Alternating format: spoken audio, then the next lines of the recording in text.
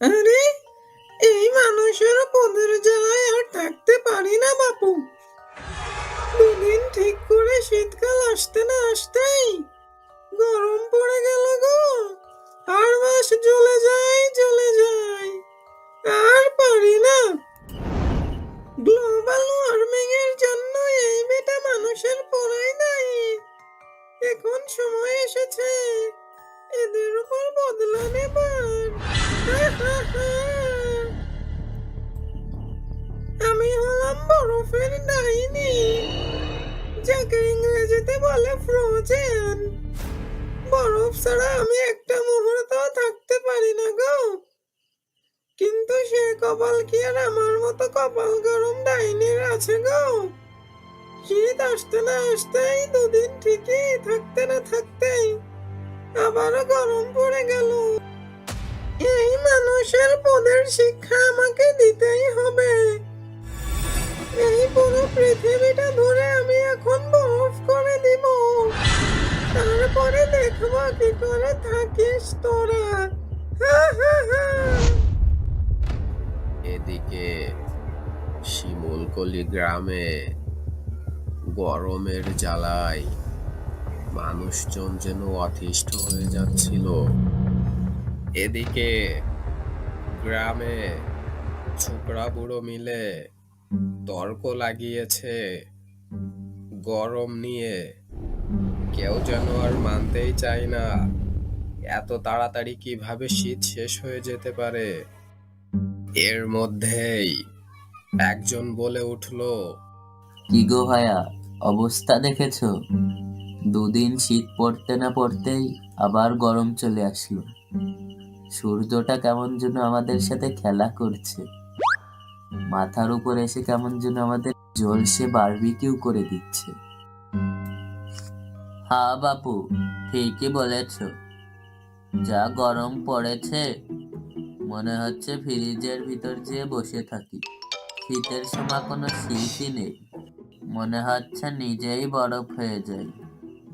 গেল শীত, পড়ল গরম, সূর্যের নাই লাজ শরম। ছ্যা ছ্যা ছ্যা ছ্যা ছ্যা ছ্যা ছ্যা। ঘেন্না ধরে গেল বাপু এই গরম নিয়ে। এর মধ্যেই গরম নিয়ে সবাই হাসি ঠাট্টা শুরু করলো। কেউ তো গানও ধরতে শুরু করলো। সে কি গান রে বাবা! গরমকে চিনলি, বসন্তকে চিনলি, আমাকে চিনলি না। তুই যে শীত, অন্যের হলি, আমার হলি না। ছি ছি ছি রে শীত ছি, ছি ছি ছি রে শীত ছি। থামো তো বাপু, কি শুরু করলে তোমরা? হ্যাঁ, আমি গেয়ে শোনাচ্ছি, শোনো একটু। ছি ছি ছি রে শীত ছি, ছি ছি ছি রে শীত ছি। বসন্তকে চিনলি, গরমকে চিনলি, আমায় চিনলি না। তুই যে শীত, অন্যের হলি, আমার হলি না। ছি ছি ছি রে শীত ছি, ছি ছি ছি রে শীত ছি ছি ছি। এরকম করে সবাই গরম নিয়ে হাসি ঠাট্টা শুরু করলো। কারো মজা যেন একটু বেশি হয়ে যাচ্ছিল। এর মধ্যে সবাই যে যার বাড়ি চলে গেল। কারোর যেন এই গরম আর সহ্য হচ্ছিল না, সবাই যেন অতিষ্ঠ হয়ে যাচ্ছিল। এদিকে গ্রামের সাধারণ মানুষদেরই এই গরম আর সহ্য হচ্ছিল না, সবাই যেন অতিষ্ঠ হয়ে উঠেছিল। সেইখানে বরফের ডাইনির কিভাবে সহ্য হবে এই গরম? সে আর সহ্য না করতে পেরে চলে এলো গ্রামের মধ্যে।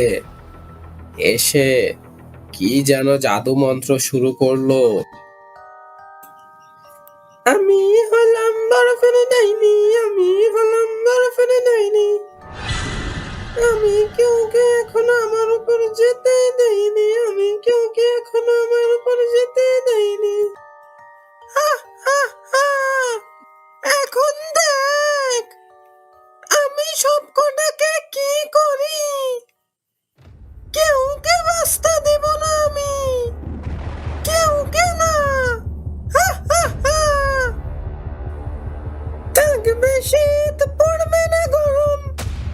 কথা ভাবলে আমার লাগে শরম, গরম গরম গায়ে জ্বালা, শীতে হয় না গায়ে ছাতা, ডাইনি আমি এসেছে গ্রামে, দেব সবাইকে বরফ বানিয়ে। হা, হা, হা। ডাইনি বুড়ি যখনই মন্ত্র পড়তে শুরু করলো, আবহাওয়া বদলে গিয়ে গরম যেন শীতে রূপান্তরিত হলো। সব জায়গা বরফ পড়তে শুরু করলো। এখানে কখনোই আগে এরকম ঘটেনি। এই প্রথমেই ডাইনির জন্য আজ এই অবস্থা।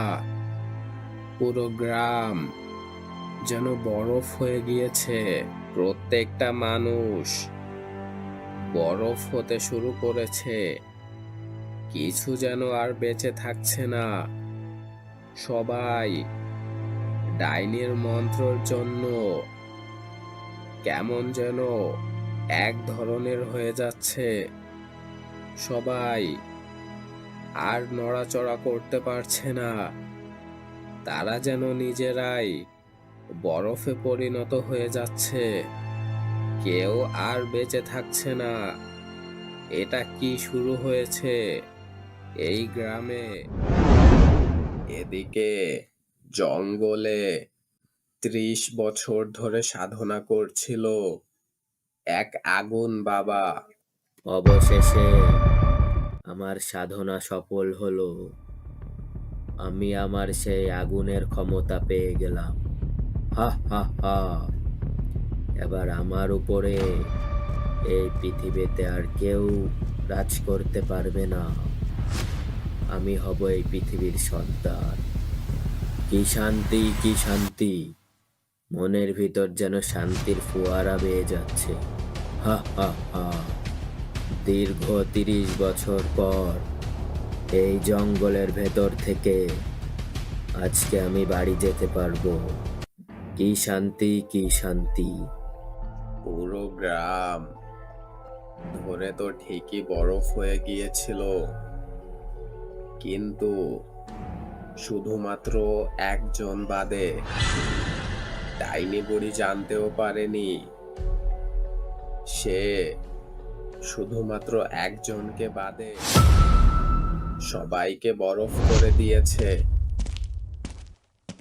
একই একই গ্রামের কি অবস্থা? আগে কখনো তো দেখিনি। গ্রামের সবাই এরকম বরফ হলো কিভাবে? আগুন বাবা হেঁটে যখন গ্রামের আর একটু ভিতর যায়, তখন সে দেখতে পায় বরফের ডাইনি গ্রামের মধ্যে অনেক বড় সিংহাসন বানিয়ে বসে আছে। সে যেন এই পৃথিবীর মহারানী। এই, কে তুই? রামার বাড়ি তুই কি করছিস? রামার বাড়ির সব লোকজন কোথায়? রামার গ্রামের লোকজনের তুই কি করেছিস? সবাই এরকম বরফ হয়ে গিয়েছে কেন? আমি হলাম বরফের ডাইনি, এই গ্রামের মালিক, বলতে পারিস এই পৃথিবীর। আমি সকলকে বরফ বানিয়ে দিয়েছি, আর কেউ বেঁচে নেই। হা, হা, হা। কিন্তু তোর মতো নর্মাল একটা মানুষ কিভাবে এখনো বরফ না হয়ে আছে? তুই কে?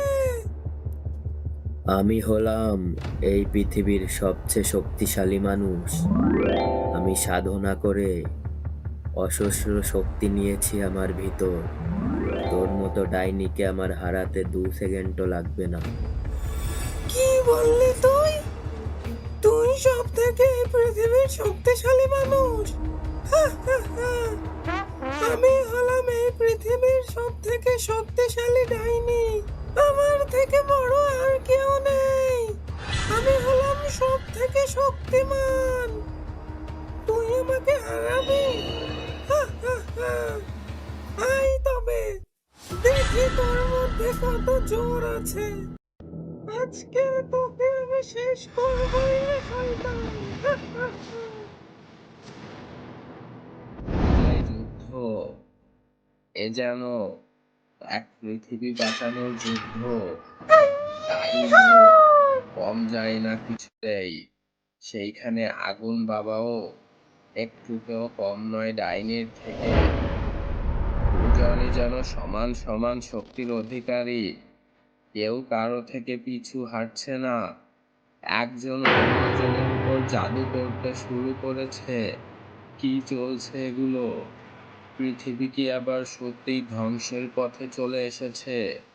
আগুন বাবা কি পারবে এই পুরো পৃথিবীকে বাঁচাতে?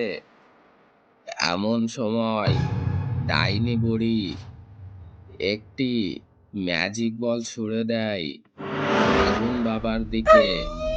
আগুন বাবা কিছুতেই কম যায় না। তার এসব ছোটখাটো জিনিসে কিছুই হয় না, কিন্তু ডাইনির কাছে এটা অনেক বড় জাদু ছিল। ডাইনি বুঝতেও পারেনি কত শক্তিশালী এই আগুন বাবা। এমন সময় ডাইনি আবার জাদু করে আগুন বাবার উপর। আগুন বাবা আবার রেগে গিয়ে মন্ত্র পড়ে বলে, অন্য ডাইনিদের যখন ম্যাজিক করতাম আমি শরীরে লাগিয়ে দিতাম আগুন। এই নে ডাইনি, তোর বদলে আমি ছুড়ে দিলাম আমার মন্ত্রপুত জলসানো বেগুন। বেগুনটি গিয়ে একেবারে ডাইনির ভিতরে ঢুকে যায়। পুরো লাভা দিয়ে তৈরি আগুনের বেগুন। এখন ডাইনির কি হবে? ডাইনি ছটফট করতে শুরু করে, চিৎকার করতে শুরু করে। সে যেন আর সহ্য করতে পারছিল না এসব। আগুন বাবার সামনে ডাইনি কিছুই না।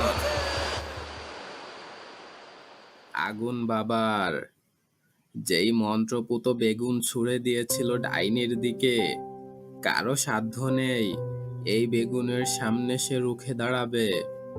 এমন করে ডাইনি পুরোপুরি পানিতে রূপান্তরিত হয়ে গলে গিয়েছে। এখন এই পুরো পৃথিবী বরফ থেকে মুক্তি পেয়েছে। সব আগের মতো স্বাভাবিক হয়ে গিয়েছে এবং সবাই সুখে শান্তিতে দিন কাটাতে শুরু করেছে আবার।